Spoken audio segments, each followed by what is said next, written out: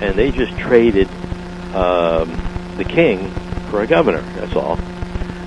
In North Carolina, the governor was the royal governor, and there were two governors. There was a common people's governor, and there was a royal governor. And then when after 1776, the Governor Caswell, what he did is he was the royal governor, and he became the governor of the state of North Carolina. And in the Halifax reserves, they had said to the people that they could no longer protect the people. They would have to go it on their own, and therefore the common governor at the time, he just disappeared. You know, he ceased to be any functional at all. Now, what the Governor Caswell, the royal governor, did, the first thing he did was he eliminated the quitrent tax. See, the king taxed every property by a quitrent, a certain amount. It wasn't based on valuation. And the first thing that Governor Caswell did, and I imagine every other state did it, he eliminated the quitrent tax and added an ad valorem tax, which means now they would set the price of the property and charge a tax accordingly. Not just, well, here's a building, it's got 5 windows, and we're going to charge $10 tax. Now they got, well, here's a building, it's got 5 windows and 2 fireplaces, and we're going to say that is a value of $1,000, and we're going to have a mill rate and place it on every $1,000. That's what we have today. Now, if, in fact, we were supposed to be free, they would eliminate the quitrent tax, and people would not have to pay a property tax. Well, I got a couple of questions I'd like to ask you right now. Sure. And if we do digress, just remember where you left off. I don't think so, but I've got to ask you these while they're up in the forehead of my very small brain. Okay. It was my thought, looking at the Treaty of Paris and just what happened with England's military involvement with the colonists. Would I be right in what I did in assuming that they probably said, the king, whatever, the Rothschild said, listen, okay, guys, right, come on back with the soldiers when you can, and let's not shed blood anymore. I tell you what, you guys are a business enterprise of the crown, and right. We'll get you back financially, enough with shedding blood, so go ahead and think what you want. We'll catch you, financially. Is that correct? Yeah, that's why they stayed here, and they never, now, in war, and you can equate this, a lot of people can probably equate this, that were alive, were young at the time during World War II, like I was. When MacArthur went over and signed the declaration of war, I mean, not the declaration, the peace, after the atomic bombs were dropped, MacArthur dictated all the parameters of that treaty of peace between Japan and the United States. It was quite the opposite with the king. The king dictated everything in that Treaty of Peace of 1783. Right. That's right. And therefore, he still was the arch treasurer of the United States, and it says so right in there. But that's basically okay. What you were saying. All right. Let me ask you this now. Let's say hypothetically, some territory, let's just say within the contiguous 48 states, didn't become a state. Right. Maybe it was part of the acquisition from Spain. Uh-huh. Could those residents have been free of the same situation that the state's residents were free of, or would they have gotten hooked in too, or was that pretty much an obscure question? You mean like Spain and Louisiana? Well, I'm just saying if the territory existed, just forgetting District of Columbia right now. Okay. Was it statehood that roped? I guess this is what asking it another way. Did statehood hook the citizens of that state into this whole business relationship with the crown? Yeah, and the way it is, if you logically think about it, okay, the king owned all the property, all the land. The people were free, all right? The crown was owed money by the king. So the crown had a lien on all the property. anything the king owned. Okay, and therefore,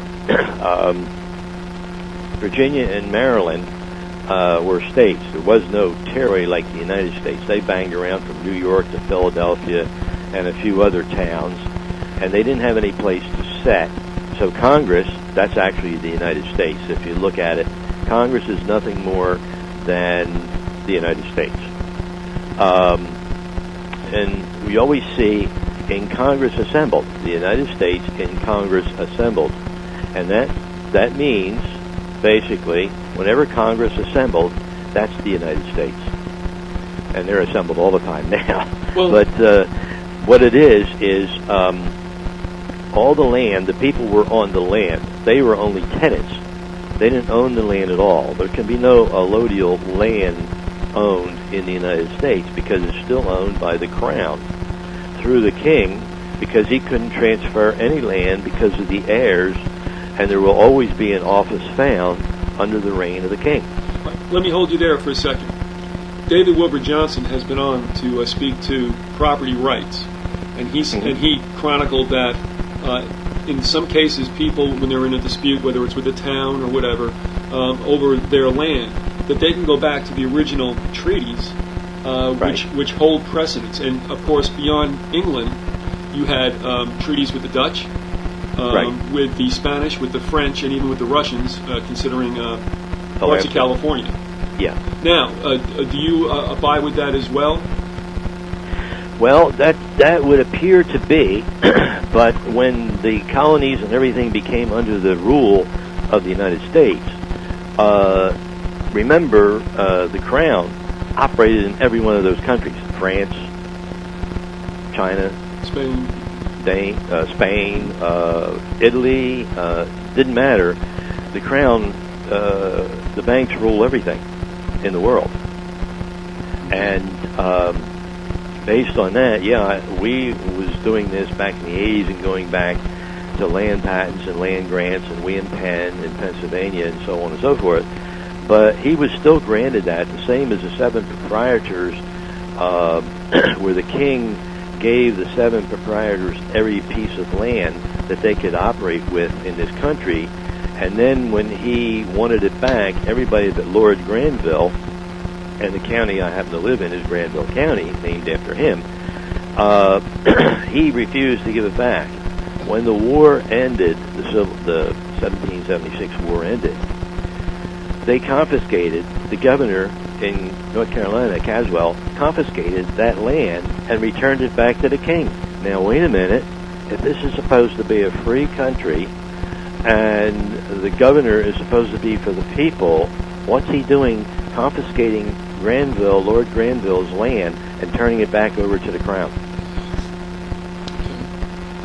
Well, there's something else that keeps popping up all the time, too, and it did with Johnson, and as you just mentioned, and if we can address that, and that is that famous year, 1066, when William Hastings, or William the Conqueror, invaded, I guess, England, right? That would be right? Yes, he did.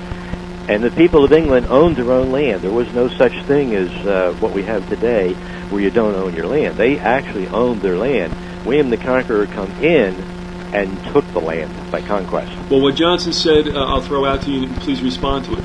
It seemed to me that what he said was that in 1066, and because of that invasion, that was the end of allodial land owned by the peasants.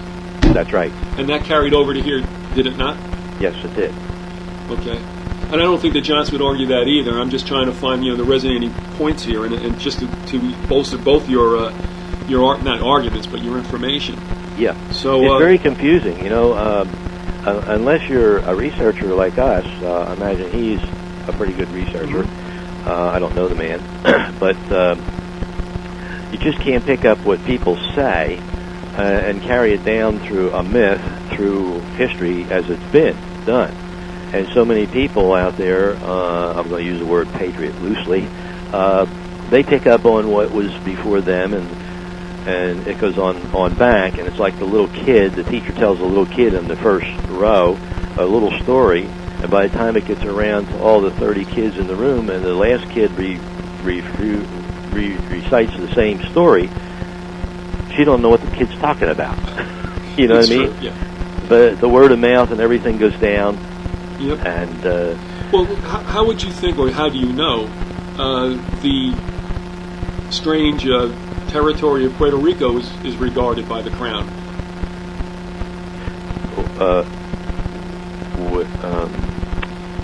you mean the island Puerto Rico is?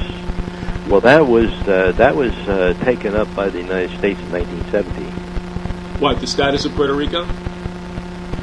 Yeah, that was 1898 is when